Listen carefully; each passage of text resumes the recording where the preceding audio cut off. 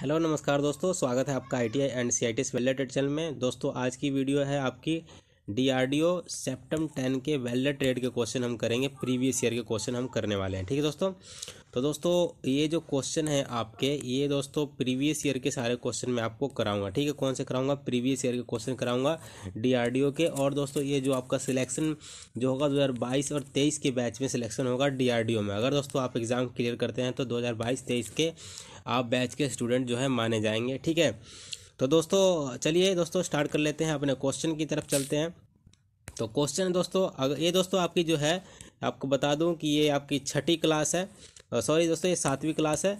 और छः वीडियो में पहले बना चुका हूँ, प्रीवियस ईयर के क्वेश्चन सारे उसमें भी मैंने कराए हैं दोस्तों। अगर आपने वो वीडियो नहीं देखी तो जाकर देख सकते हैं। और अगर दोस्तों आपको एडमिट कार्ड डाउनलोड करना है तो उसका भी लिंक जो है नीचे डिस्क्रिप्शन में दे दूंगा, सारी चीज़ आप डाउनलोड कर सकते हैं। और दोस्तों आप एग्ज़ाम दीजिए और पेपर में अच्छे नंबर लाइए, सिलेक्शन लीजिए, ठीक है। और अपने परिवार का नाम जो है रोशन कीजिए, ठीक है। तो चलिए दोस्तों स्टार्ट कर लेते हैं पहले इस वीडियो को। पहले दोस्तों क्वेश्चन आंसर पढ़ लीजिए, फिर पसंद आए वीडियो तो एक लाइक कीजिएगा। चैनल को सब्सक्राइब नहीं किया आपने, सब्सक्राइब जरूर कर लें, ठीक है, ताकि ऐसी वीडियो आपको टाइम टाइम मिलती रहे। तो जो क्वेश्चन है आपका क्या है, पहला क्वेश्चन ये देखिए, पढ़िए। क्वेश्चन है आपका, पाइप वेल्ड करने के लिए किनारे तैयार किए जाते हैं, निम्न में से किस मशीन का प्रयोग इस कार्य के लिए किया जाता है? दोस्तों जब पाइप वेल्डिंग कर रहे हैं आप तो किनारे आपको तैयार करने पड़ेंगे। किनारे तैयार करने के लिए किस मशीन का प्रयोग करेंगे आप? तो दोस्तों पाइप वेल्डिंग करने के लिए जब हम किनारे तैयार करते हैं तो लेथ मशीन का प्रयोग करते हैं। लेथ मशीन क्या होता है? आपने दोस्तों आईटीआई में देखा होगा, टर्नर वाले बच्चे जो है लेथ मशीन पर काम करते हैं, ठीक है। तो लेथ मशीन का एक पहिया होता है, वो घूमता रहता है, घूमता रहता है, घूमता रहता है। उसमें दोस्तों पाइप लगा देते हैं, उसमें जो वर्कर है काम करने वाले, ठीक है, उसमें पाइप लगा देते हैं। और दोस्तों उसमें जो है उसमें खांचे काट देते हैं, जिसकी किनारे बोलते हैं हम, ठीक है, किनारे तैयार कर देते हैं। तो दोस्तों यहाँ पढ़ लीजिए, लिखा हुआ ही है कि मतलब दोस्तों सीधा इसका आंसर तो यही है, इसका लेथ मशीन। लेकिन दोस्तों आपको अच्छे समझ में आना चाहिए ताकि एग्ज़ाम में जाएं आप तो परेशान ना हो कि कौन से मशीन से हम तैयार करते हैं, क्योंकि दोस्तों वहाँ पे सारी चीज़ें मतलब दोस्तों कंफ्यूज करने वाले ही होती है, ठीक है। तो पाइप वेल्ड करने के लिए किनारे तैयार किए जाते हैं, निम्न में से किस मशीन का प्रयोग करते हैं? तो लेथ मशीन का प्रयोग करते हैं। आगे दोस्तों लेथ मशीन के बारे में थोड़ा सा पॉइंट है वो पढ़ लीजिए यहाँ पे। लेथ मशीन पर पाइप वेल्ड करने के लिए किनारे तैयार किए जाते हैं।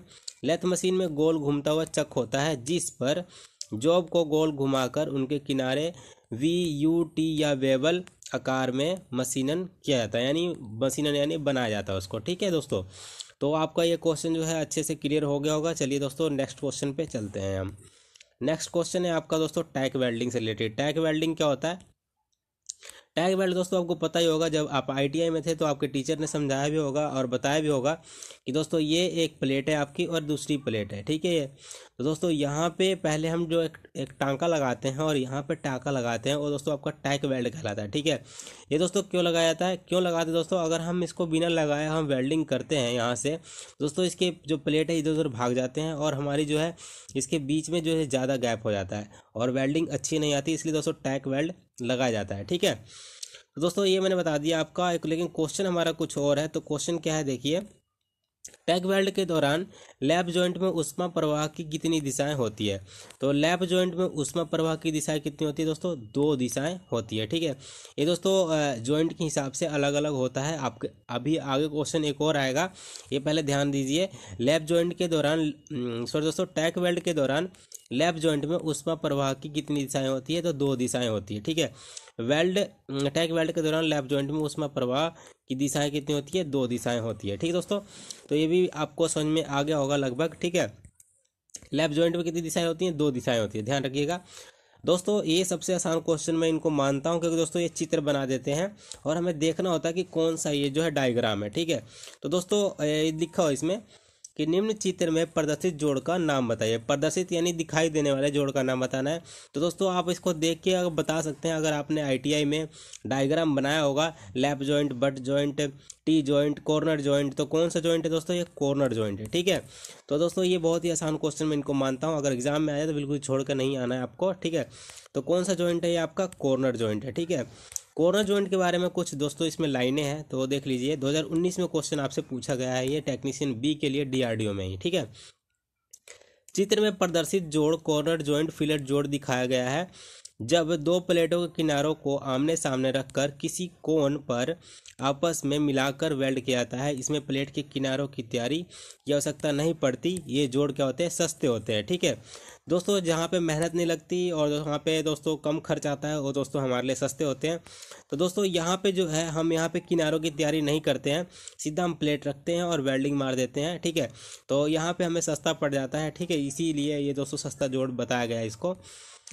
आगे चलते हैं दोस्तों। आगे है आपका जो ये क्वेश्चन है, ये थोड़ा दोस्तों इंग्लिश मीडियम वालों को जल्दी समझ में आ जाएगा और इंग्लिश हिंदी मीडियम वालों को थोड़ा दोस्तों ये इसमें वर्ड में दिक्कत हो सकती है इनको। ठीक है, लंबवत यानी दोस्तों वर्टिकल होता है, श्रीकेंज तनाव यानी दोस्तों स्ट्रेस बोलते हैं उसको। ठीक है, स्ट्रेस बोलते हैं। ठीक है, तो ये क्या होता है देख लीजिए, पढ़ लीजिए एक बार।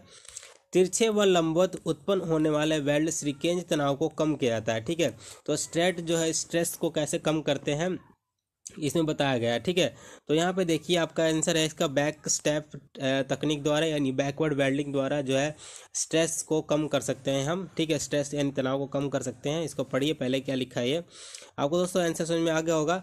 यहाँ पे मतलब क्या है, इसमें पूछा गया है कि स्ट्रेस को कैसे कम कर सकते हैं, श्रीकेंज तनाव को कैसे कम किया जाता है, तो बैक स्टेप वेल्डिंग के द्वारा हम इसको कम कर सकते हैं।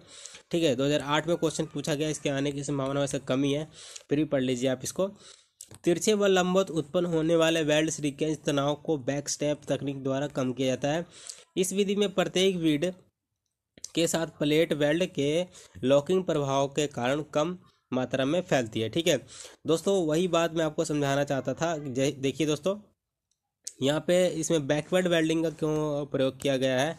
जब भी हम दोस्तों वेल्ड करते हैं, जैसे कि ये मान लीजिए ये प्लेट है हमारी और ये भी प्लेट है, तो दोस्तों यहाँ से हम यहाँ टैक लगा देते हैं और यहाँ से हम वेल्डिंग करना शुरू करते हैं, तो दोस्तों आगे जाके जो है ये प्लेट खुलेगी नहीं, क्योंकि यहाँ पे टैक हो चुका है। इसलिए दोस्तों इसमें हम क्या कौन सा टेक्निक यूज़ करते हैं, बैक स्टेप तकनीक का हम प्रयोग करते हैं। ठीक है, आगे चलते हैं दोस्तों। इसमें क्वेश्चन है आपका, ये भी टैक वेल्ड से रिलेटेड है।